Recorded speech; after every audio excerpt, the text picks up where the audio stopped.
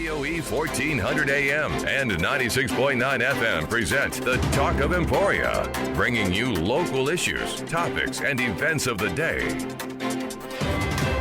And we welcome you into the Talk of Emporia this Friday morning. Tegan Terhune, your host today. Happy to be joined in the studio by representatives of House of Morrow. We'll get to them here in just a moment, but want to say thank you to our sponsors who make it possible to bring you the Talk of Emporia each and every week. They include Bobby D's Merchant Street Barbecue, open on Sundays with a special menu featuring some classic Bobby D's favorites, along with some of Bobby D's chefs' creative culinary creations. They'll see you this Sunday at Bobby D's and by Newman Regional Health, quality health care close to home. That's Newman Regional Health. Well, representing the House of Morrow here today on the Talk of Emporia, we are happy to have founder and director Dion Morrow in studio. Dion, good to see you as always. Hey, thanks for having us, man. Absolutely. Always happy to have you in here. We also have Lindsay Garcia joining us as well. And Lindsay, always happy to see you as well. Yeah, you too, Tegan. Well, thank you so much. We also have Nadia Qureshi joining us in here in the studio. And Nadia, I don't remember. This one of the first times we've had you on Talk of Emporia. I think so, at least for House of Morrow. I'm excited to be here. Fantastic. Well, we're glad to be able to have, I guess, a first-timer in this particular arena. It's always a good time. And now, my biggest rule, have fun. Always. Have fun. That's what we're here for. We're here to have a good time. And speaking of a good time, there is a pretty cool event coming up here next month, very quickly, actually. I say next month, but really it's in like 2 weeks with how fast things are moving by here. As Dion, I understand you guys have a drag show that's coming up for the community. When, where, and we'll get to the why a little bit later. Yeah, it's called Drag is Art, and I will pitch this to Nadia. She's been doing a lot of great work with this, and she knows all the details. Absolutely. So House of Morrow is proud to present Drag is Art on Friday, December 5th at the Emporia Granada Theater. Doors are going to open at 7:30 p.m. and showtime runs until 10 o'clock. And we are excited to feature some standout performers from the Kansas area, including Emporia's own Q, who's been on RuPaul's Drag Race, Evie, Casey Sunshine, and IROX. Very good. So let's talk a little bit about the cost of this. What is the ticket price going to be like for anybody that wants to attend this show? Yes, great question. General admission tickets are going to start at $20, and VIP tickets range up to $125. VIP will also have early access at 7 o'clock is when doors open for them, as well as 2 drink tickets, complimentary with the purchase of their ticket. And is there any access to the performers before the show or anything like that? Absolutely. VIP ticket holders will have the opportunity to have their photos taken with the performers prior to the show starting at 8 o'clock. So now this is running in conjunction with Emporia's First Friday, correct? That is correct. We will be kicking everything off as the activities and fun conclude from the Emporia First Friday Art Walk, and hope to see as many people as possible joining us at the Granada Theater.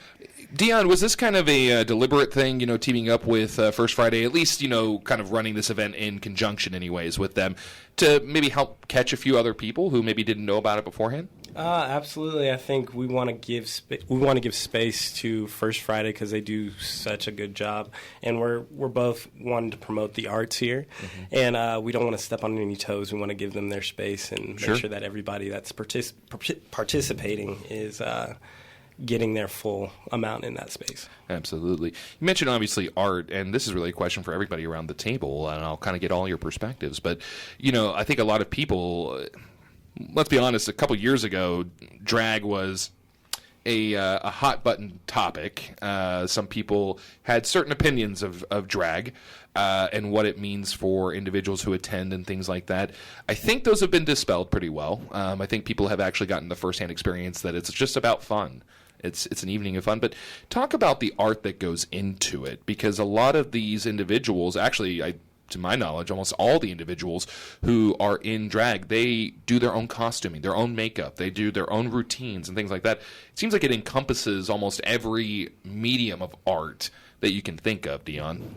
Yeah, and it's when you look at what they're able to do and the time that they're able to do it and create such a atmosphere around their art, it's everybody benefits from it, and you can learn so much. There's whatever we have on stage for this next couple hours is you dwarf that in the preparation.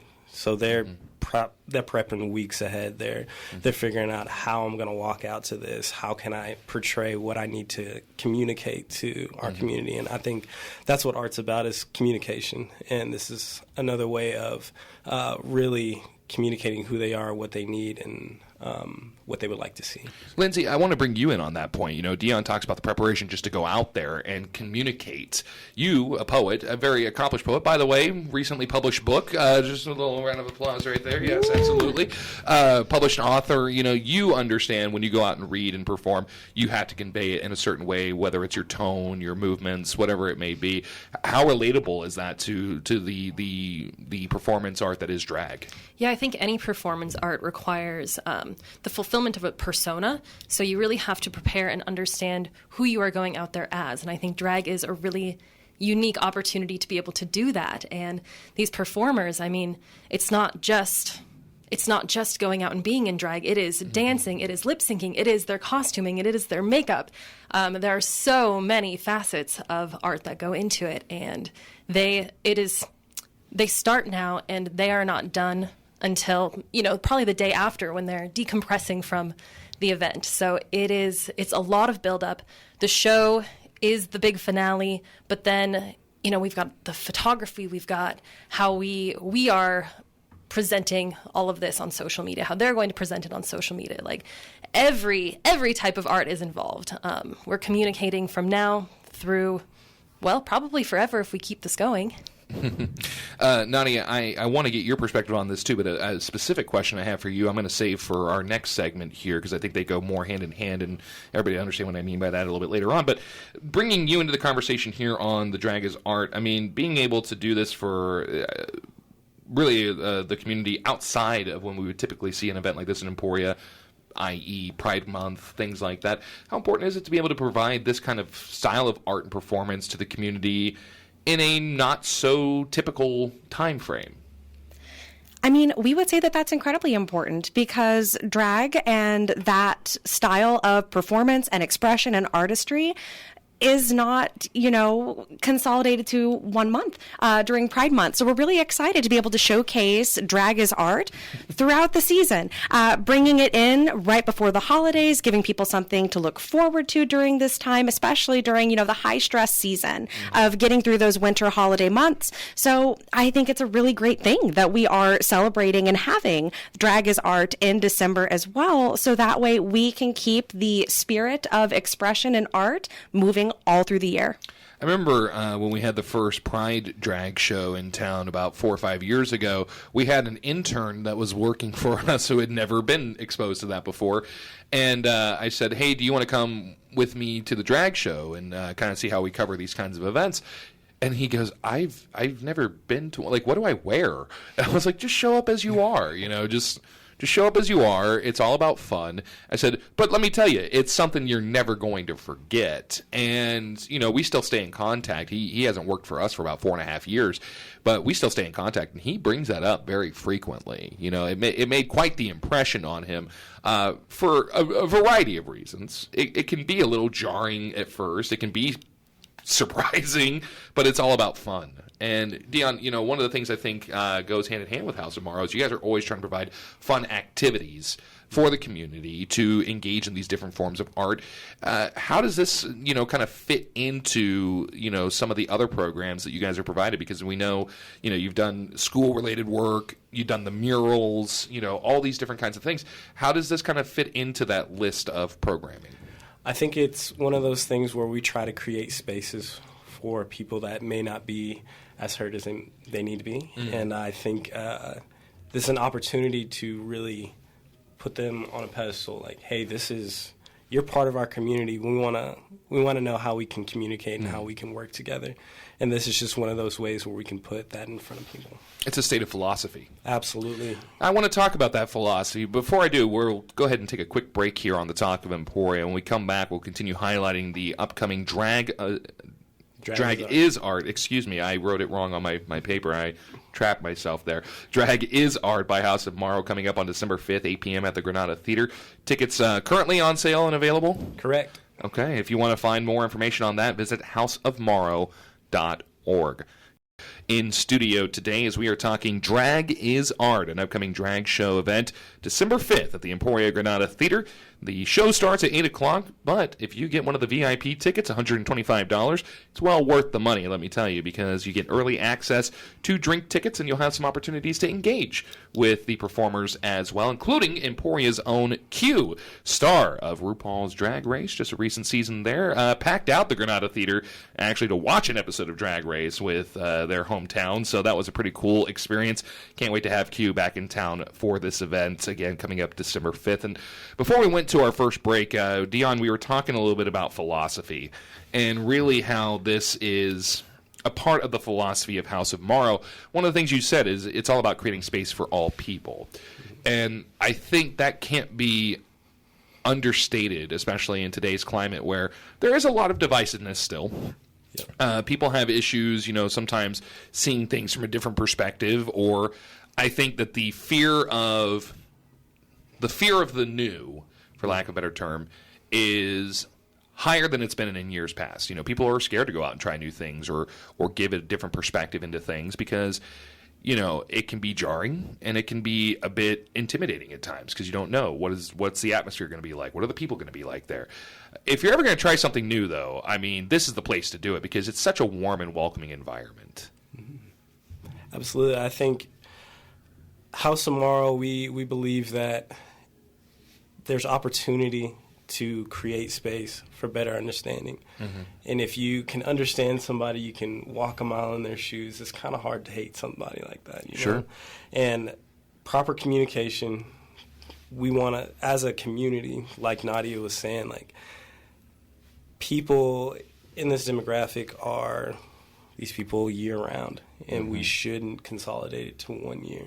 They're part of our community. They're our neighbors. Yeah. And the better we understand how to properly cater to their needs makes our community better as a whole. Well, I think if you really want to look at, the character of individuals involved in drag, look at what they do when they do drag readings. They read to children in their full regalia. And I think some people took umbrage with that because they thought it was a sign of indoctrination or whatever term you want to use. To me, that's community service. You're going and promoting literacy. Mm-hmm. You're just not doing it in what some people would consider to be a traditional sense. So I think sometimes our personal opinions on factors that really don't factor in to the talking point, I think sometimes they can obscure our view. How do you feel about that? I feel like, just like you were saying, it does kind of since it's not traditional, sure, we're afraid of it. And this is an opportunity to be open, hear what they're trying to say, and then understand where they are in our situation. And I want to be clear, I'm not talking from a high pedestal because there are things that people want me to try. I'm against it because it's new. I totally understand that hesitancy. I don't want anyone to think I'm talking down on anyone from a high, cloud nine or anything like that. But I would argue myself, I feel I'm more open-minded in some regards, but there's certain things I don't want to do, and I can understand that. But, in that same mindset, if you just give it a chance or give it a try, do you guys feel like if people just say, I don't want to, is that really anything bad? No, I think you're entitled to making your decisions about your life and how you want to go about it. But sure. I think I don't think it's fair to not even hear somebody out. Mm-hmm. Or maybe, and Lindsay's been nodding here with this conversation point, I kind of want to bring her thoughts in it, because if anybody is used to and a high subject of probably input from outside sources, it's a poet, it's an author. Kind of like what Dion was saying is, you shouldn't judge or, say no to something simply because you don't like it or you don't feel this way. I think I can understand people not wanting to participate in something that they don't feel comfortable participating in. I get it. I do that all the time. Again, I'm not trying to speak above anybody else. I do that frequently. But at the same time, is it fair for people to offer opinions that are uneducated, for lack of a better term? If, somebody gives you a critique on your poetry, but they've never read your poems or your books, is it fair for them to offer that advice or to offer that opinion if they haven't experienced it? I think they're going to anyway. Sure. And I think many artists we do our art because we have to do our art. We're not doing it for anybody else. And that is across all mediums. And, you never know until you try. I don't know how many people I've run into at poetry readings saying, wow, this is my first poetry reading. I didn't think I was going to like it. I ended up really liking it. And then, maybe you hear back from them saying that they are trying to write poetry now, or they just did their first reading. And I think the same thing applies here, where you don't know if you're going to like it or not if you don't try. Sure. So come on out, be brave, be bold. We're here to have fun. Well, and that sometimes opens the door for conversation and enlightenment. I mean, you may go to a drag show and say, yeah, not for me, but, why do you do this? Why do you do that? I mean, I've always said that just because you entertain something or you entertain the idea of something doesn't mean you necessarily agree with it. There's nothing wrong with that. Everybody's entitled to their opinion, but I mean, I feel like you make a fair point there is sometimes you might discover it's not what you thought it was. And I think no matter what, it's still less scary after you've experienced it. Even if it's not your cup of tea, at least you know now. Yeah, there's nothing really bad going on. Yeah. I mean, maybe it's your new favorite cup of tea, Hey. We all like a good cup of tea. I'll say that much. But, I like that you bring that up, though. And, my chosen medium, I do art. I do physical art, painting, things like that. I love doing comic book things. And I've had people say to me before, they go, well, you're just recreating something that somebody else has done. And it's like, yeah, but it's something I find very, very relaxing. And I don't, it's never going to hang in the Louvre, but it's something that I enjoy doing. And I don't make a lot of money off of it, if any. I just love doing it. And I think that's the same thing with a lot of these drag performers is some of them, they're probably never going to be world famous, unless you're Q, of course. But they still go out and do it day after day, week after week, year after year because they love doing it. I mean, I think it's important that we at least understand why someone loves doing something, even if it's not making them rich and famous. Would you agree? Absolutely, yeah. It means something to them. It means something to a lot of us. And so we're here to support it. Nadia, I mentioned I had a question specifically for you related to this topic, and that is, you have always had the most colorful hair. I remember the first time we met, you came to one of our comedy shows, and we had some fun with Nadia on stage in the crowd. She was sitting out there. I can't repeat the jokes that were made, but you were laughing, you were having a good time, and what I thought was so great was I came up to her afterwards and I said, I'm sorry, we kind of picked on you a little bit, and she goes, why do you think my hair's like this? I want to stand out, And the reason why I bring that up is not just to let people know if you need hair tips, this is the lady to go to, but you have always, for lack of a better term, you've always let your freak flag fly. As a good friend of mine once always said, that's not always a bad thing. You've always been unapologetically yourself. You dress a certain way. You do your hair a certain way. You stand out for all the right reasons.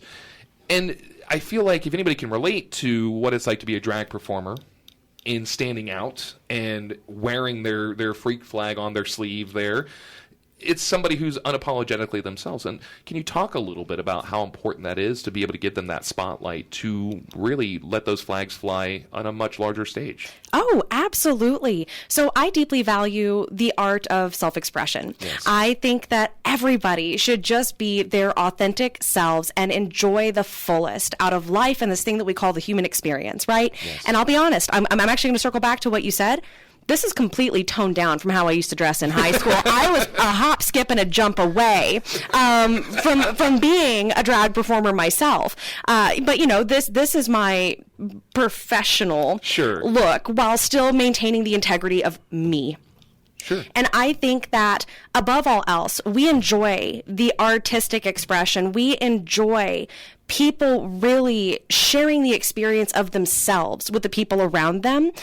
But there's another really deep strength that is needed here to be able to do that, and it is to have the confidence and the ability to put yourself out there without fear of judgment.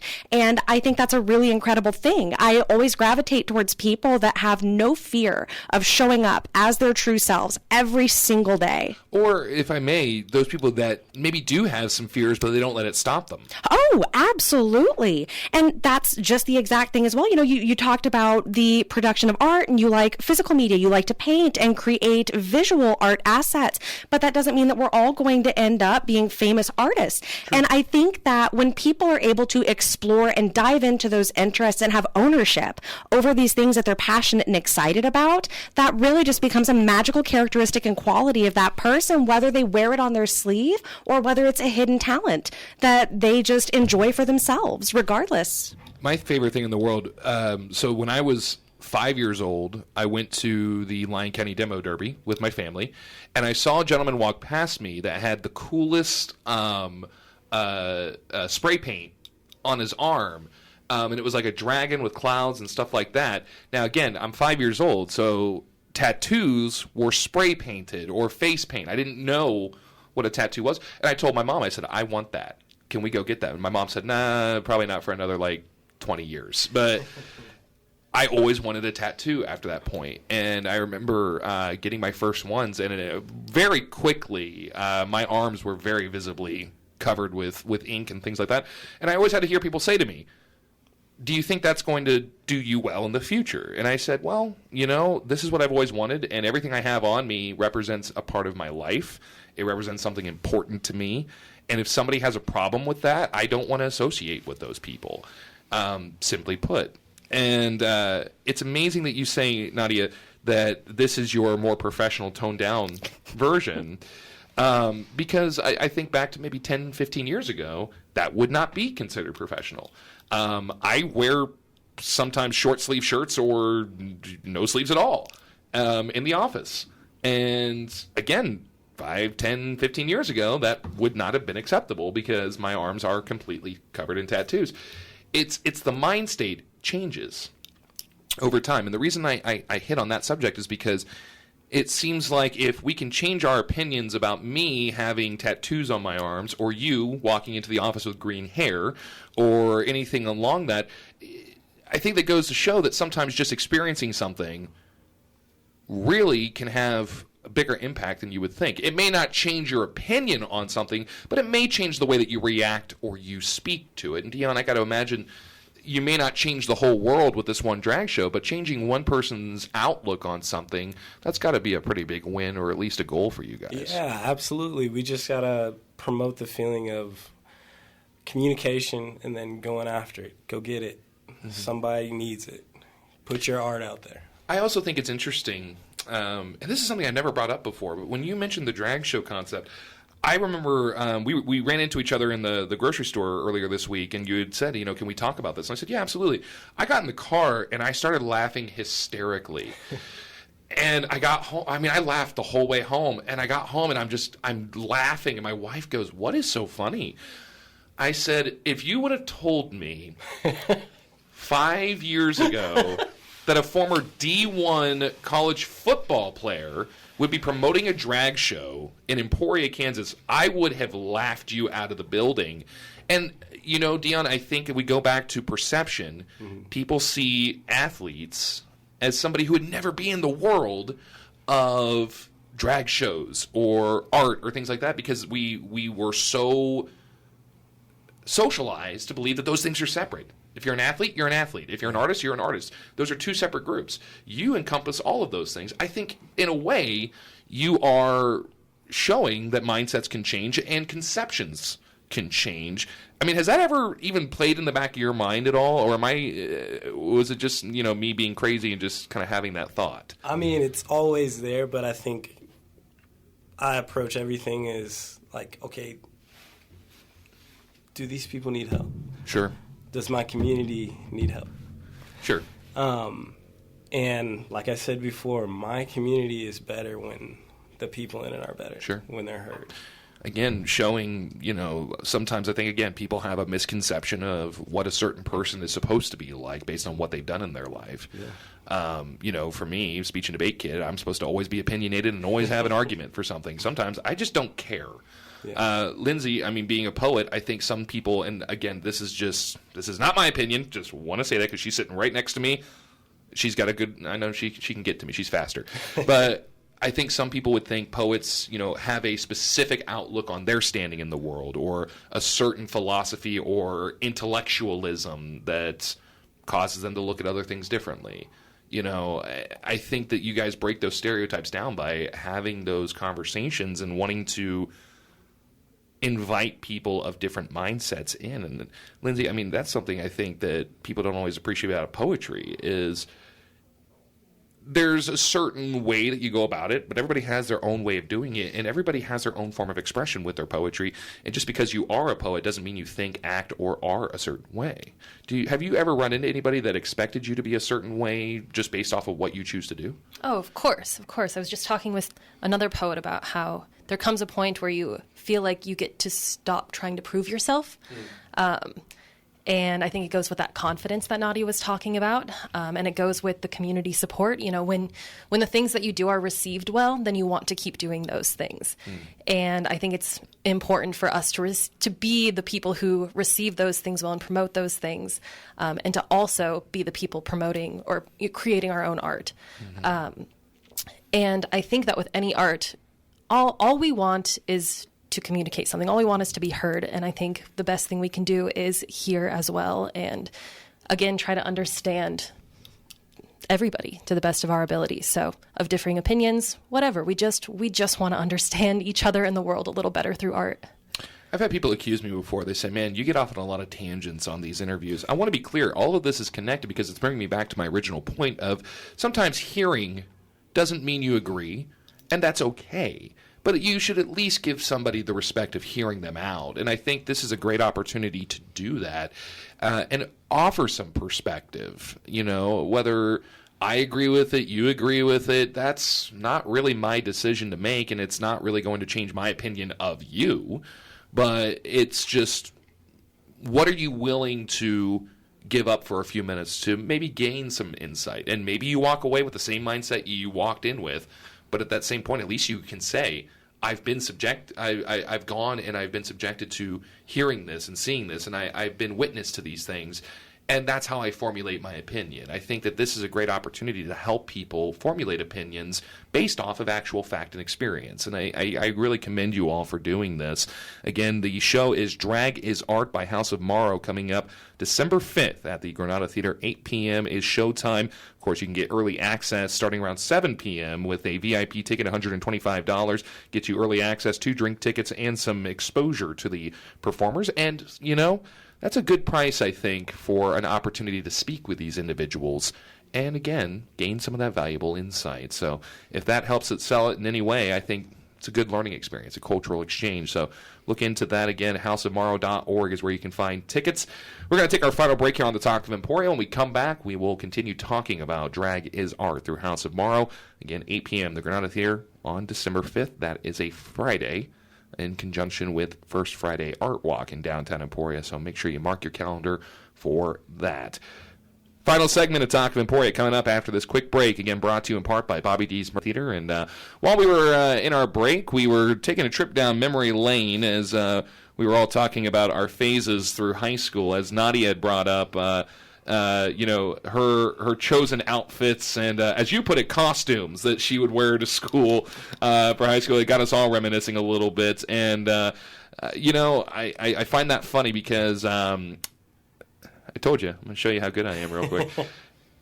I think it's interesting we're talking about how we were in high school because I'd mentioned at one point before we came on the air that there's an individual I did not get along with in high school.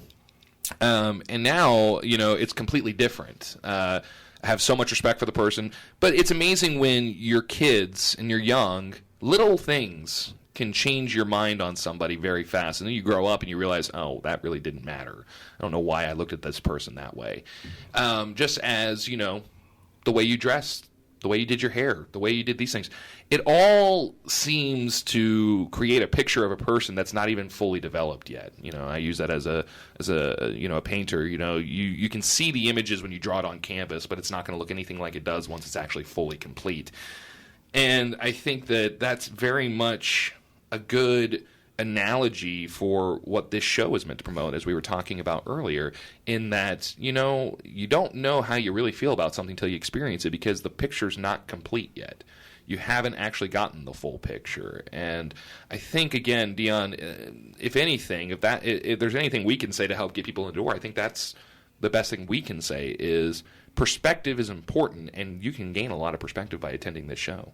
Absolutely, and it's more about showing up and being receptive. Yeah. Because once you leave, like you said at the very beginning, this is not something like you can't really even describe it. It's nothing like you've ever experienced. And I think having that kind of background now, leaving the show, will help you navigate things that are happening in the world around you. And that, not only for this show, but just putting yourself in those situations to hear somebody out. I think we should practice that more, because it helps you navigate the world better. And I think we should be clear. It's not us saying that we want to change somebody's life philosophies. That's not the case. It's just giving a little bit of perspective is never a bad thing. I mean, you may, again, walk in with the same mindset you walk out with, and that's fine. But at least you've had the experience, and I think that's very important. And speaking of the experience, Nadia, I know that in addition to everything that comes with, the VIP tickets and stuff like that, of course, the great show that you have lined up, the amazing performers, there's also some exclusive things that you can get at the show, including some merch. Isn't that right? Absolutely. Thank you so much for bringing that up. We do have the opportunity for those who are attending the event to come out and buy a T-shirt for the Drag is Art drag show presented by House of Morrow. And actually, the special thing about these shirts as well is that they were designed by one of our House of Morrow board members who also participates in drag themselves. So we're super excited to be able to offer these shirts, make memories for the people who were able to come out and attend this event, and take something away that they'll be able to remember the experience for a really long time. And I know this is not your typical show. I mean, this is a big undertaking for the performers, for the organizers, and you need volunteers to help with that as well. Have you guys had any good response so far in terms of volunteers for this performance? Yes, absolutely. So we have been working with a couple of different groups around the community, as well as working with some of our friends and people that we know who are also interested in supporting drag and community expression. But we are opening applications up for additional volunteers that will be going live on the houseofmorrow.org website soon as well. So please keep an eye out. If this is something that really interests you and you want to be a supporter of drag and expression in the community of Emporia, we invite you to apply and see if we've got a good spot and can have you join us. Fantastic. One question I haven't asked yet about this is, where will the proceeds from this be going towards? Is this all paying for the performers? Is it pay for itself? Will it be going to fund some programming for House of Morrow? How will that shape out? Absolutely. So with this incredible evening of artistry to support House of Morrow's mission, proceeds from the Drag is Art show will go to sustaining our programs and operations, and also set the framework for us to be able to grow and expand upon other programs that we already offer, such as Diverse Voices, Voces Diversas. Fantastic.